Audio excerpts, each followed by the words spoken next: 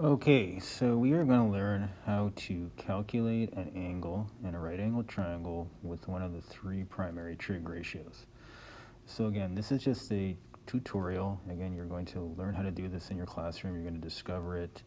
You're going to work with your teachers and make some sense out of it. But this is just a nice little tutorial to help you out with it.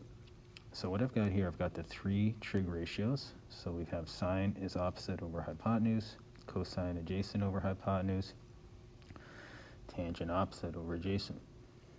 And I've got these steps here, and we're going to go through each step. So step one says label the hypotenuse side of the right angled triangle. So I have a triangle here, and we always want to label the hypotenuse because that is a side that never changes. It is always going to be opposite the 90-degree angle. So here's my 90-degree angle where I have that little square there indicating 90 degrees. So I like to look across, and that side is the hypotenuse. So that's step one. So step two says label the other two sides based on the corner you're working out of. So I want to find this angle up here at the top. So I'm going to give it that theta symbol.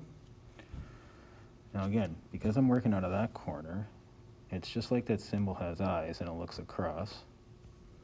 So directly across is going to be the opposite side. And then the one that's left, or the one that it kind of sits on, is the adjacent.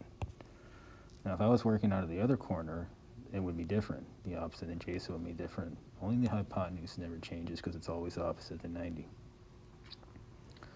So step three says choose a ratio that fits the information the triangle has. So this triangle has the hypotenuse and it has the adjacent.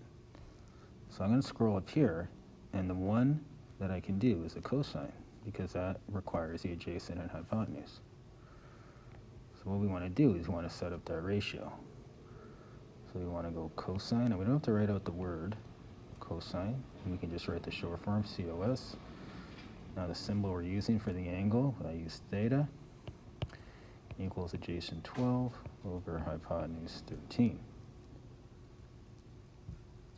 Now step four says make sure your calculator is in degree mode. Okay, so that'll should be a button there, and your teacher can help you find it, that you can press, and it'll be like a big D at the top of your calculator, or maybe the initials, or excuse me, the short form DEG. So you want to make sure your calculator is in degree mode. And then step five says divide and calculate. So when I say divide, I want to go 12 divided by 13, so I'm still going to use a cosine.